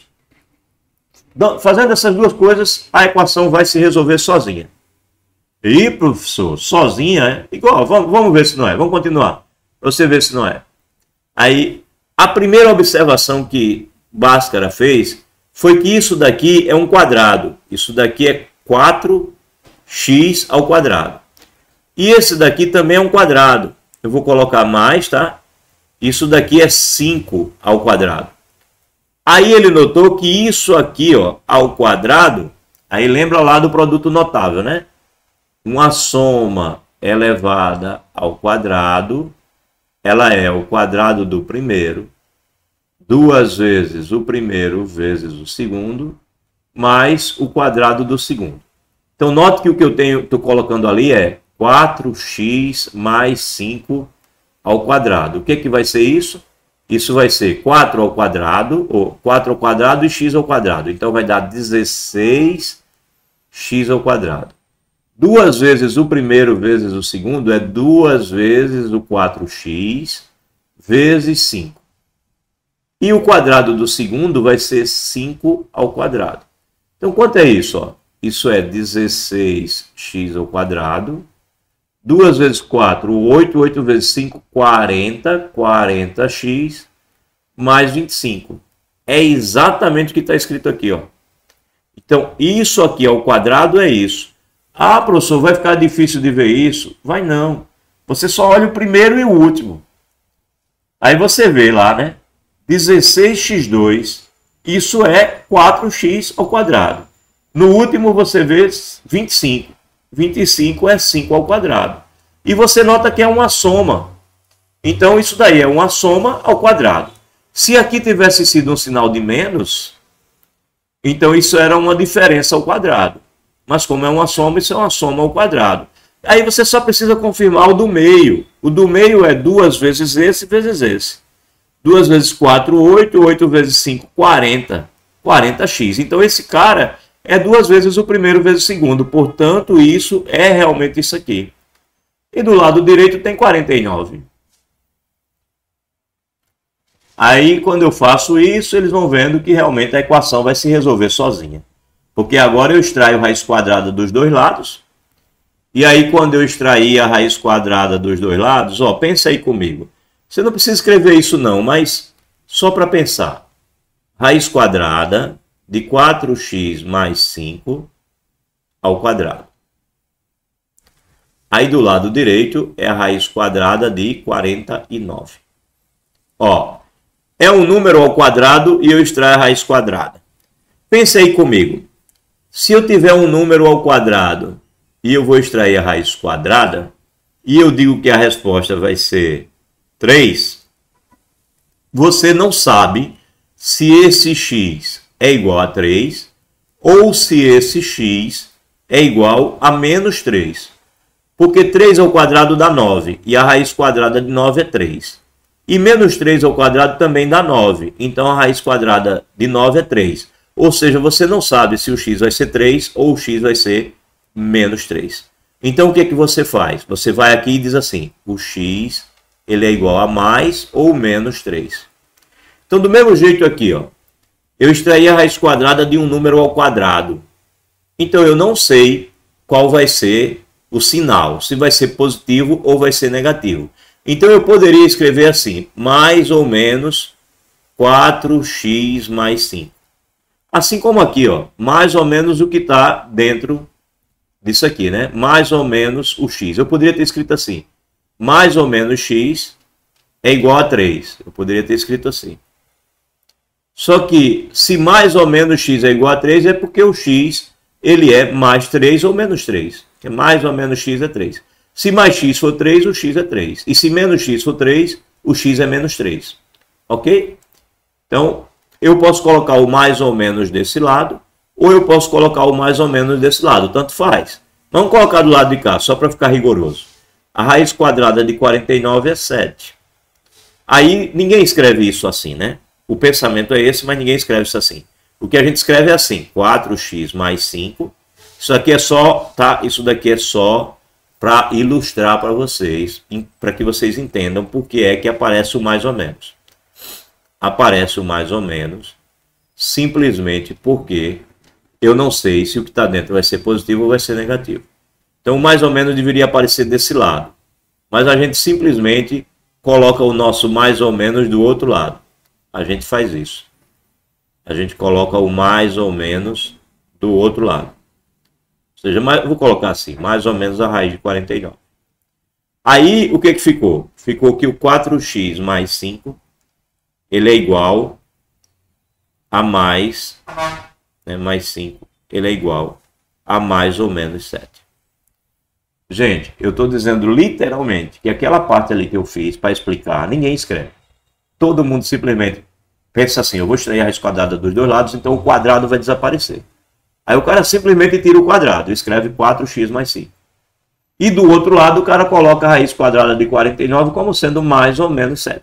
É isso, tá? Mas é por isso que é mais ou menos. É porque você está extraindo a raiz quadrada de uma coisa que está ao quadrado. Então você não sabe se essa coisa é positiva ou ela é negativa. Por isso aparece o mais ou menos. Bem, aí daqui para frente o aluno precisa mais de mim? Não. Ele sabe que eu posso ter, né? Portanto, acontece o que aqui? O 4x mais 5 pode ser o 7, ou o 4x mais 5 pode ser o menos 7. Então ele passa o 5 para o outro lado, e ele diz que o 4x é igual ao 7 menos 5. E aí ele tem que o 4x é igual a 2, e aí, claro, o x é igual a 2 sobre 4. E ele conclui o que a gente já sabia. X igual a meio.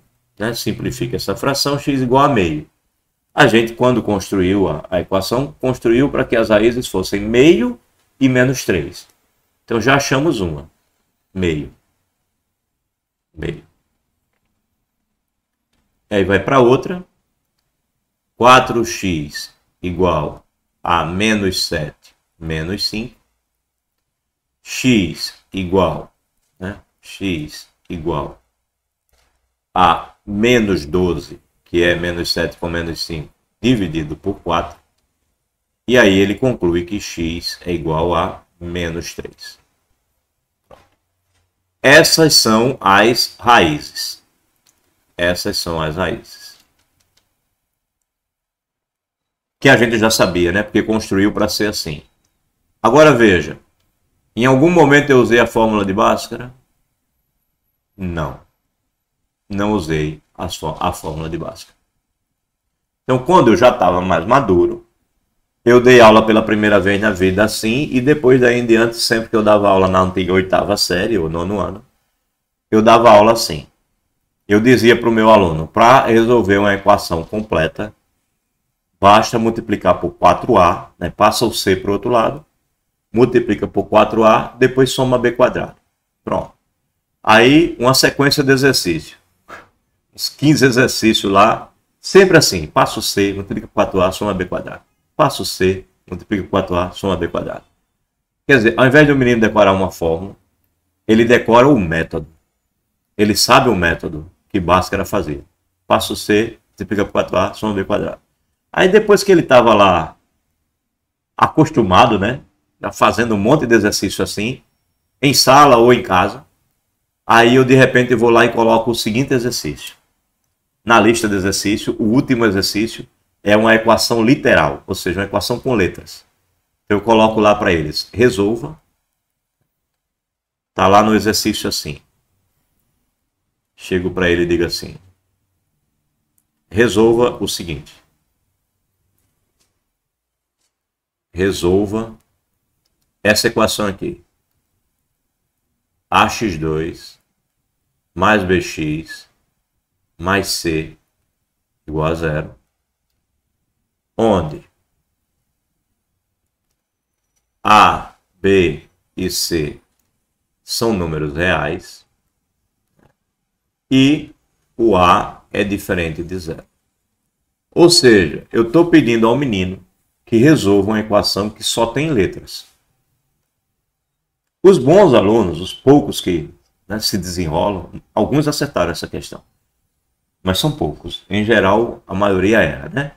Porque aparece a letra, bate o trauma, né? Ah, não sei mexer com letra. Aí não faz. Mas alguns pensam. O que ele faz? Passa o C, multiplica 4A e soma B quadrado. Aí o cara diz, se eu estou fazendo isso com o número a vida toda, eu vou continuar fazendo. Então, ele vai lá e faz. Passa o C. Aí, solução, né? Alguns alunos acertaram durante os anos que eu dei aula sobre isso. Então, passa o C para o outro lado. Então, temos ax2 mais bx igual a menos c. Né? Passei o c para o outro lado, ele mudou de sinal. Aí, o que eu disse que fazia? Multiplica por 4a, né? Aí, multiplica por 4a. Portanto, 4a vezes isso fica 4a vezes a, ou seja, a quadrado, x quadrado. 4a vezes esse fica 4abx. E 4a vezes esse fica menos, né? 4ac. Menos 4ac. Ok, o que eu mandei, o que eu disse para fazer depois? Mais b quadrado. Aí soma b quadrado dos dois lados. Aí fica 4a2 x2 mais 4abx mais b quadrado. Como geralmente o que a gente não bota sinal, bota na frente, então b quadrado menos 4ac. Ok? Então os meninos deram os passos que eu disse. Passo C, multiplica por 4a, soma b quadrado. Alguns acertaram isso daí. Alguns se perderam no caminho, outros nem começaram. Teve todo tipo de reação. Mas vamos lá. O cara fez isso, chegou nesse ponto. O que eu tinha dito? Que quando fizesse isso, ia aparecer um produto notável ali, né? Uma soma ao quadrado. Aí o menino lembra, né? A professora disse que a soma é simplesmente a raiz disso daqui. Então isso daqui é 2ax ao quadrado, né? 2 ao quadrado é 4, a ao quadrado e x quadrado. E a raiz desse último? A raiz desse último é b. Então, ele pensa, será que é isso? Será que é simplesmente 2ax mais b ao quadrado?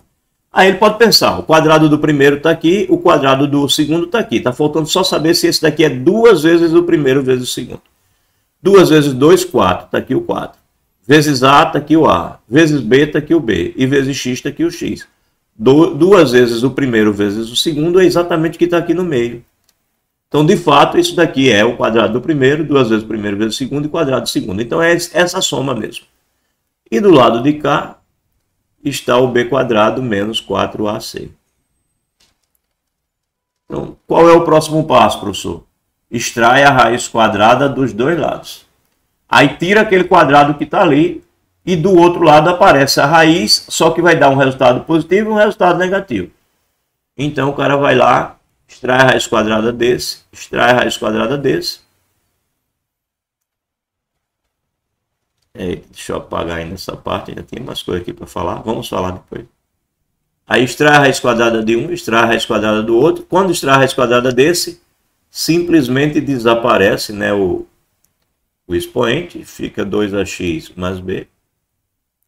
E quando extrai a raiz quadrada desse, fica mais ou menos o que tiver aí. Raiz quadrada de b ao quadrado menos 4ac. Bem, passa o b para o outro lado, aí você tem 2ax, né? Porque o seu foco é deixar o x sozinho. Então, menos b mais ou menos a raiz quadrada de b quadrado menos 4ac. E agora passo 2a para dividir. Então, x vai ser igual a menos b mais ou menos a raiz quadrada de b ao quadrado menos 4ac. Tudo isso dividido por 2a. Pronto. Então a resposta que o aluno me dava era isso aqui. E aí quando ele me dava essa resposta, aí eu dizia: procura no teu livro a fórmula de Bhaskara. E aí ele encontra a fórmula de Bhaskara e descobre que a fórmula de Bhaskara é a resposta do exercício.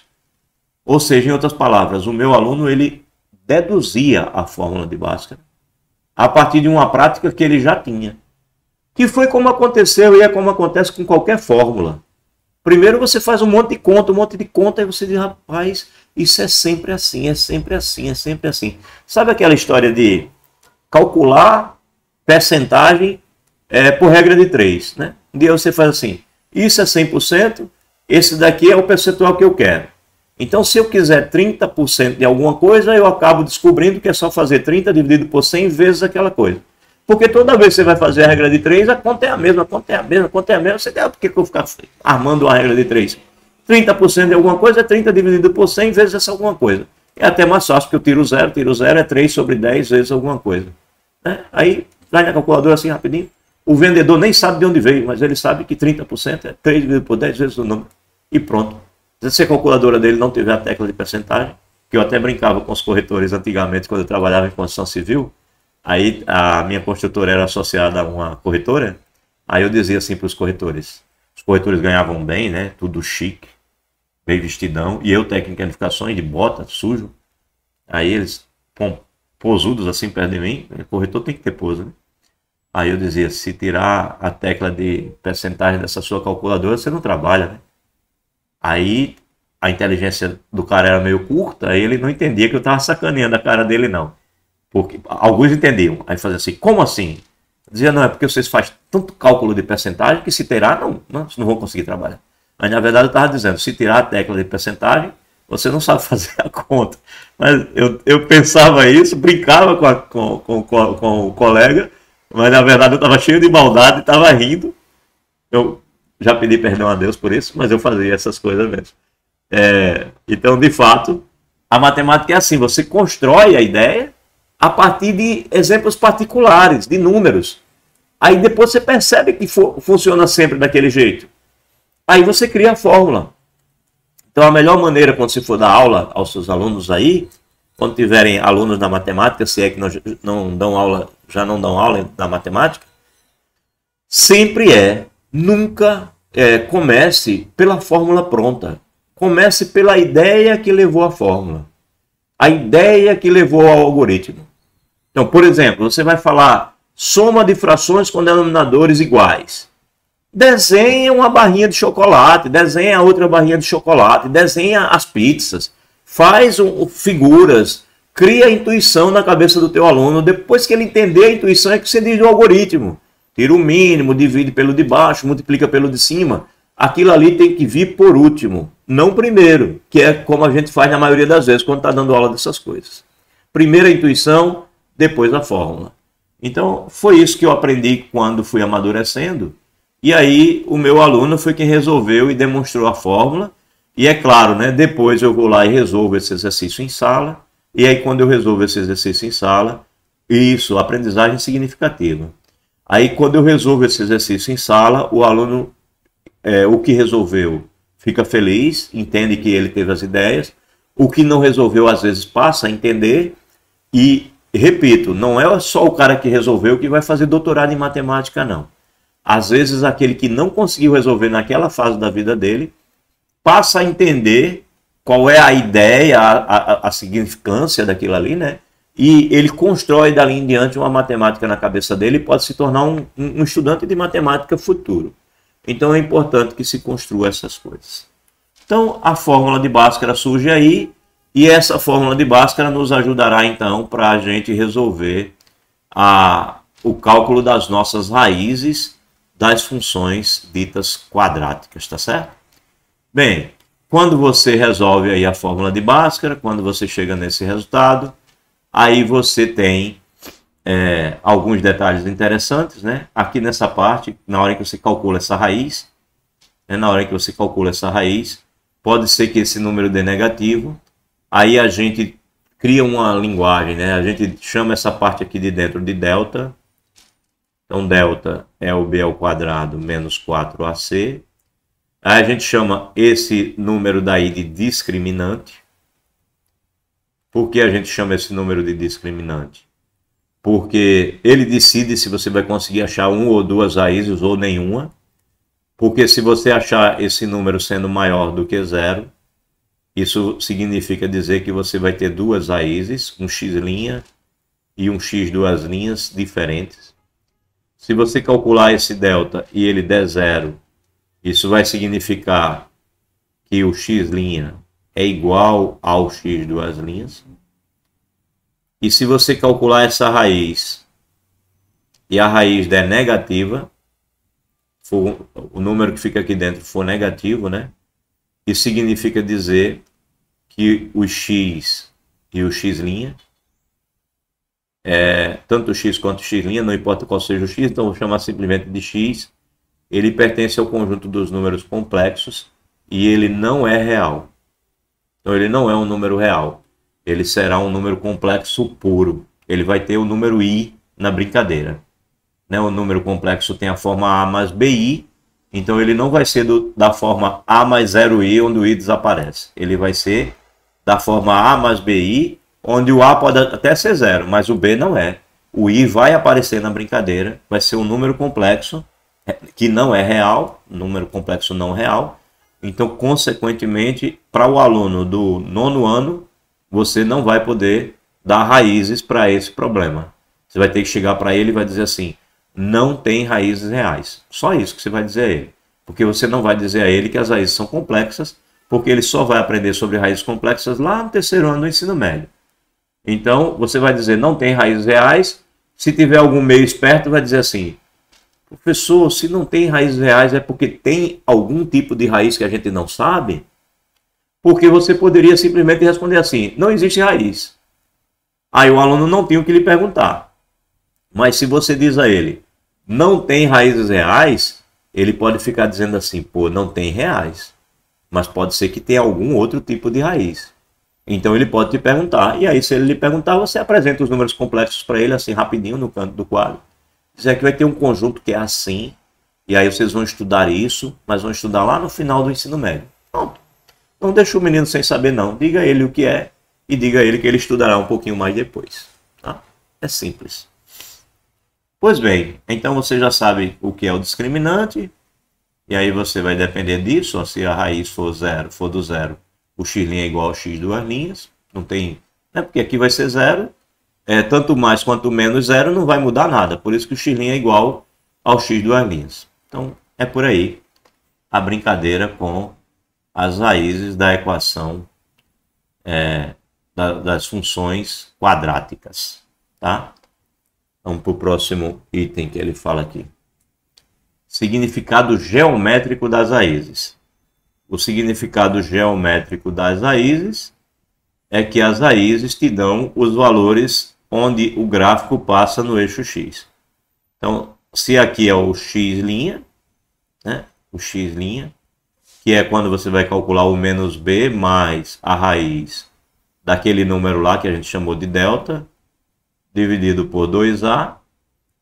E você tem aqui o x duas linhas, né? O x duas linhas, que é quando você vai calcular a mesma coisa, só que ao invés de usar o mais, você vai usar o menos. Menos b sobre a raiz, vezes menos a raiz do delta, sobre 2a. Opa! Era para fazer o número 2, desenhei uma radical. Sobre 2a, ok? E aí ele dá aqui um exemplo, né? Ele pega essa daqui, calcula as raízes, né? Vamos calcular de forma clássica. Calculo o delta, que é b ao quadrado, que é 16, menos 4 vezes a, que é 1, vezes c, que é 3, dá 16 menos 12, que é 4, né? Então, extrair a raiz. Aí calculo o x', que é menos b, o b é menos 4, então fica mais 4. Aí mais a raiz do delta, ou seja, a raiz do 4, dividido por 2a, o a é 1, então dá 2. Então vai ficar 4 mais 2 dividido por 2. Assim ele achou a raiz 3, que é essa aqui, ó, 3. Ele diz que aqui é o ponto 30. E o x duas linhas, que é o menos b, que é o 4 também, menos a raiz do 4, menos a raiz do delta, dividido por 2a, que é 2. Aí aqui fica 4 menos 2 sobre 2. Isso vai dar 2 dividido por 2, que é 1, que é essa outra raiz que ele encontrou aqui. O nosso x duas linhas usando essas duas fórmulas. Pronto, então de maneira prática, é só isso. É só calcular o delta, calcular o x' e x duas linhas. Mas vocês serão professores. Então vocês não saberão o que é só isso. Vocês saberão a fórmula de Bhaskara e como ela surge e quais demonstrações vocês podem ter, né? Você foi encontrado sem documento, né, no meio da rua, a polícia lhe parou. Aí você diz assim: eu me chamo fulano, eu sou professor de matemática. Aí o guarda vai lá, puxa um papel e diz assim: demonstra aqui a fórmula de Bhaskara para mim. Que aí eu sei que você é professor de matemática mesmo. E aí os únicos seres humanos na face da Terra que demonstram a fórmula de Bhaskara são os professores de matemática, mas ninguém. Então, se você afirmou que é professor de matemática e você não sabe demonstrar a fórmula de Bhaskara, você vai preso. Eu mesmo, como policial, se eu pedir o cara não demonstrar, eu digo: está preso, você está mentindo. Vou averiguar quem você é de fato, né? Então, saber algumas coisas, se dizer professor de matemática, exige saber algumas coisas. E uma delas é saber demonstrar a fórmula de Bhaskara, tá? Ah, professor, ainda não aprendi hoje. Beleza, até o final do curso você vai ter que aprender, tá? Vai ter que aprender, não tem como escapar. Em algum momento alguém lhe cobra isso. Pois bem, esse é o significado geométrico. E está aqui, mas agora falando de máximos e mínimos. Sabe aqueles problemas que diz assim: qual o maior valor que vai atingir não sei o que lá? Ou então aqueles problemas assim: eu tenho um terreno, o terreno mede tanto por tanto, ou melhor, mede x por y, o terreno mede x por y. E para cercar o terreno eu gasto tantos metros de fio. Com uma só fiada de fio, ou de tela, pronto. Tantos metros de tela. Qual as dimensões x, y melhores para eu ter a maior área? Aí quando você vai fazer a conta, o comprimento às vezes dá uma relação entre o x e o y. Aí você coloca o x em função do y. Quando você faz o produto lá, aparece uma equação de segundo grau. Aí ele pergunta qual é a maior área. E a função em si é a função área, né? A f de x que está trabalhando é a função área. Aí você precisa saber qual é o maior valor. Ou então um outro problema de economia. Custos e sei lá o que mais. Custo e produção. Você vai lá fazer uma conta, produção em função de custo, não sei o que, coloca uma em função da outra. E quando você vai fazer um produto, aparece uma equação de segundo grau. E aí ele pergunta: em que produção, que tipo de produção eu vou ter o menor custo? Aí você precisa saber não o máximo, e sim o mínimo da função, né? A função custo, e você quer o menor valor. A função área, você quer o maior valor. Aí quando você vai brincar que aparece uma equação de grau 2, acontece muito no Enem, e em coisas assim no ensino básico, no ensino médio, né? Aí o objetivo é encontrar qual é o maior valor e qual é o menor valor. Quando é para encontrar o maior valor, a função vai estar assim, ó, com a concavidade voltada para baixo, porque o maior valor do y será esse aqui. Agora, quando é para encontrar o menor valor, a função vai estar assim, ó, com a concavidade voltada para cima, e o menor valor será esse. Aí você diz assim, mas se eu quiser o menor valor e a função aparecer com a concavidade voltada para baixo, significa dizer que você errou, né? Porque não tem o menor valor numa função que tem a concavidade voltada para baixo. Aquelas linhas vão para o infinito, então não tem o menor valor. E se a concavidade estiver voltada para cima, não vai existir o maior valor, só vai existir o menor. Então, você fez as contas, está procurando o maior valor, encontrou uma concavidade voltada para cima, você errou. Está procurando o menor valor e encontrou uma concavidade voltada para baixo, você errou, não tem o menor valor. Então, certamente tem um erro no sinal da sua função e a função é ao contrário. Tá? Então, o primeiro detalhe que te leva a saber se é para cima ou para baixo. Ora, mas quem é o maior valor aqui? Ele é justamente o y do vértice. E quem é o menor valor aqui? Justamente o y do vértice. Então, gente, é importante descobrir o y do vértice. E aí, como é que se descobre o y do vértice? Bem, tem uma fórmula pronta para você achar o y do vértice. Você tem o x do vértice, tem o y do vértice. Tem fórmula para tudo. Mas você vai chegar para o teu aluno e só dar a fórmula? Não. Você vai mostrar por que aquilo. Certo? Inclusive, pense uma coisa desnecessária. É você saber uma fórmula do x do vértice e do y do vértice. Eu sei por questão de ofício, né? Que eu já fiz isso tanto que eu sei que o x é menos b sobre 2a e o y é menos delta sobre 4a. Eu sei porque sei. Mas se eu puder esquecer, era até bom, porque não serve para nada essa informação. Tendo em vista que, olha só, pego eu uma função, seja ela qual for, quadrática, né? Pego eu a função ax2 bx mais c. Todo mundo sabe que a, b, c é número real. E sabe também que o a não pode ser zero. Pronto, peguei a função. Eu quero saber quem é o x do vértice. Aí o que eu lembro? Ó, eu lembro do gráfico. Eu lembro do gráfico. Não importa como seja a minha função, tá? Eu estou desenhando aqui uma função qualquer. Então estou eu com o gráfico de uma parábola, com cavidade voltada para cima, com cavidade voltada para baixo, não tem a mínima importância. Onde ela tocar aqui, vai ser o meu x duas linhas. X duas linhas geralmente é menor do que o x', porque tem um menos, né? E aqui vai ser o x', digamos. Onde vai estar o vértice? No meio. O vértice vai estar no meio. Meu desenho não ajudou muito não, mas o vértice vai estar no meio. Vou tentar fazer uma parábola mais decentezinha. O vértice vai estar no meio, tá? Vai ficar meio tronchinho, mas tudo bem. O vértice vai estar no meio. Seja qual for a parábola que você desenhar. Eita, coloquei a reta.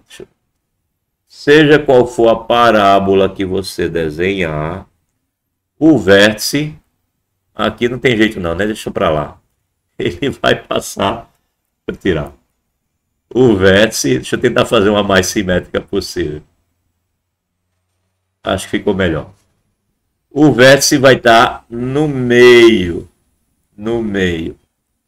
Ou seja, esse x do vértice aqui, ele vai estar entre o x' e o x duas linhas. O x do vértice vai estar no meio. Ora, e como é que você acha o meio de uma coisa? Fazendo a média. É isso que se chama de média.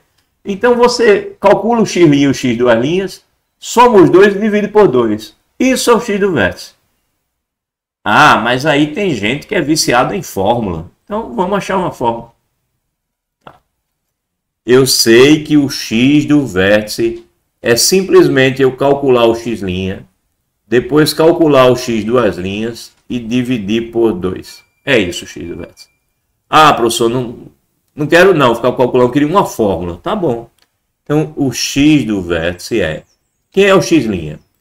É menos b mais a raiz do delta dividido por 2a. Está lá na fórmula de Bhaskara. E quem é o x duas linhas? É menos b menos a raiz do delta dividido por 2a. Bem, como isso é uma média, então isso está dividido por 2.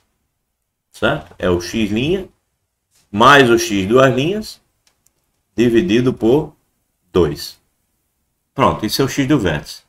Aí o que vai dar essa fórmula? X do vértice vai ser igual. Bem, vou deixar ainda dividido por 2. Em cima eu tenho duas frações com o mesmo denominador. Como é que eu somo duas frações com o mesmo denominador? Eu repito o denominador, divido nada, né? Somo os numeradores. Aí vai ficar menos b mais a raiz do delta. Depois de novo aqui, menos b menos a raiz do delta. Opa! Desapareceu a raiz do delta. Mais raiz do delta e menos raiz do delta vai dar zero. E o que sobrou? Sobrou que o x do vértice é igual menos b com menos b, menos 2b. Aí logo embaixo está 2a. E mais embaixo está 2. Bem, de novo, para que esse 2, né? 2 desapareceu com 2. Ficou menos b sobre a. Então isso vai ser menos b sobre a vezes o inverso da de baixo. O inverso da de baixo é 1 sobre 2. E aí a gente descobre que é menos b sobre 2a. O que eu já tinha dito, né? X do vértice é menos b sobre 2a, que eu decorei porque é inevitável, né? Depois você faz, algumas vezes fica na cabeça. Mas na minha conta, no dia a dia, eu prefiro achar as raízes, somar e dividir por 2. A menos que, de fato, seja muito simples, olhar para menos b sobre 2a e acabou. Tá? Na verdade, eu nunca faço essa conta, só quando estou dando aula, por isso eu sempre faço explicando dessa maneira.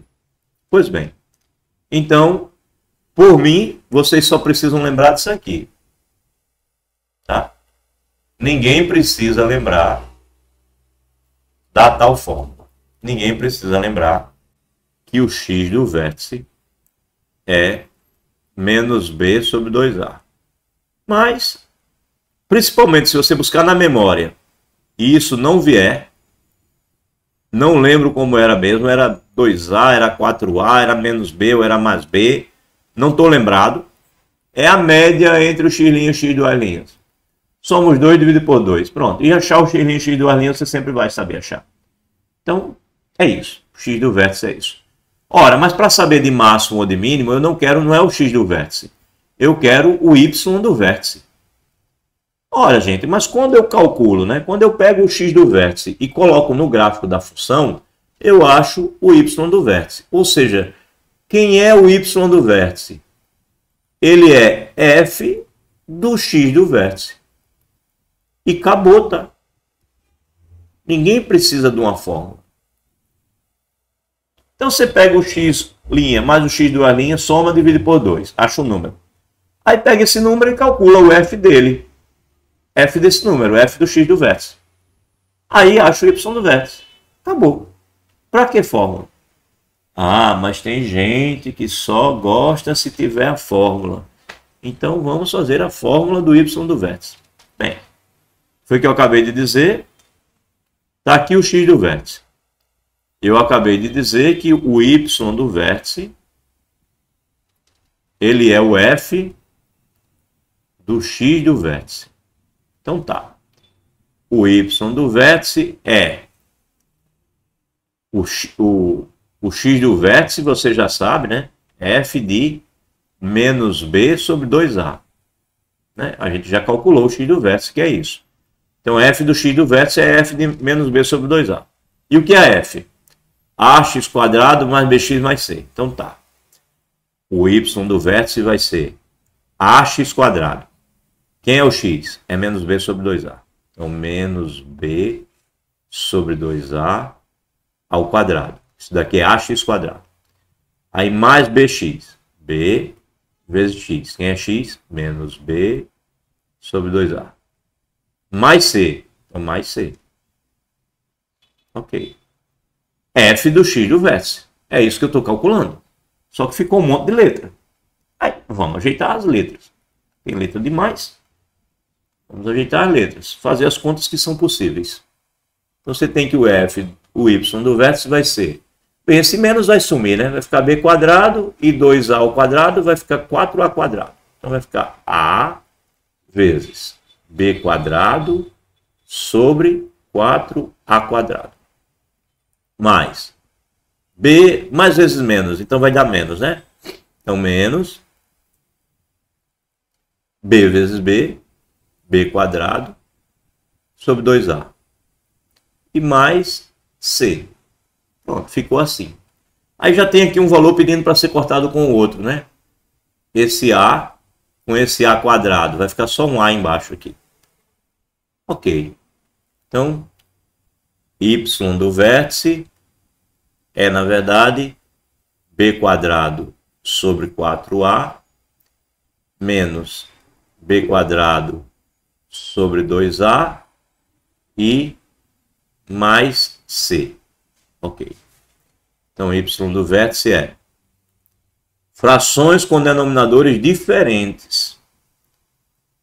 Faça o mínimo múltiplo comum. Mas veja que 2A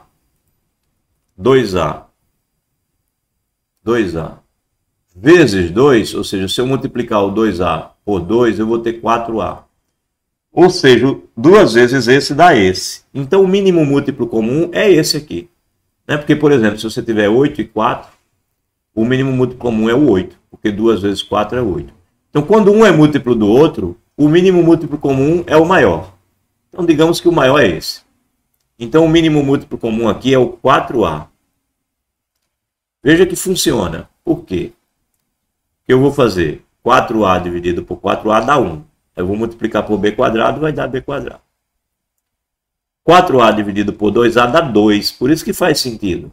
Aí 2 vezes o B quadrado fica menos 2B quadrado. E 4A dividido por 1 dá 4A. Vezes C vai dar 4AC. Está vendo que o delta está aparecendo? Y do vértice é igual, portanto. Aqui o que vai acontecer? Vai ficar assim, menos B quadrado mais 4AC sobre 4A. A Lu está com a mão levantada. Diga, Lu.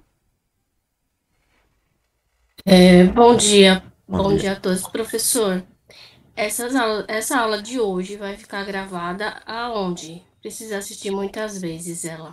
Tá, vai pro YouTube. O nosso gravador de tela não caiu ainda, então provavelmente ele vai conseguir finalizar. Então vai pro YouTube, pro meu canalzinho. E aí eu coloco lá no grupo, tá? Eu mando ela para lá. E a identificação é por data, 11/10, para saber que é a de hoje? Eu sempre coloco a data no nome da aula, viu? Tá certo. Coloco lá 11/10/2025. Sempre coloco o número todo, viu? Junto perfeito, tudo. Obrigada. Nada. Aí quando eu cheguei aqui no Y do vértice, ó, Y do vértice, eu notei, lembra do delta? O delta era B quadrado menos 4AC. Aí quando eu olho para aqui, ó, qual é a diferença? É que ao invés de B quadrado eu tenho menos B quadrado. Ao invés de mais 4AC eu tenho menos 4AC, ou melhor, um é menos, o outro é mais. Então eu noto que se eu multiplicar aqui por menos, ó, menos delta, eu vou ter justamente menos B quadrado e mais 4AC, né? Se eu multiplicar por menos 1 dos dois lados, eu vou ter o sinal desse muda, o desse muda e o desse muda. Aí aparece exatamente a mesma coisa que está aqui. Ou seja, eu descubro que isso é menos delta sobre 4A. E aí, eis a fórmula que os livros apresentam como sendo a fórmula do Y do vértice. Mas repito, isso numericamente é mais trabalhoso às vezes do que simplesmente você pegar o X do vértice, que é somar o x' com x2' dividir por 2 e aplicar direto na função esse número, já sai o resultado do y do vértice mais rapidamente, tá? O x do vértice até que dividir menos b sobre 2a pode ser que seja útil. Mas às vezes calcular o delta vai dar mais trabalho do que você simplesmente colocar o x do vértice na função. E você vai achar o y do vértice. Bem, o nosso horário chegou ao final. Máximos e mínimos da função quadrática. A gente pode terminar a nossa última aula do curso. Ótimo, vamos falar dessas partes aqui, ó, das inequações. Será a nossa última aula do curso, que vai acontecer no próximo fim de semana, né? Porque o outro fim de semana já é a aula da próxima disciplina. Deixa eu parar a gravação, até porque eu estou feliz dela estar continuando até agora. E se eu for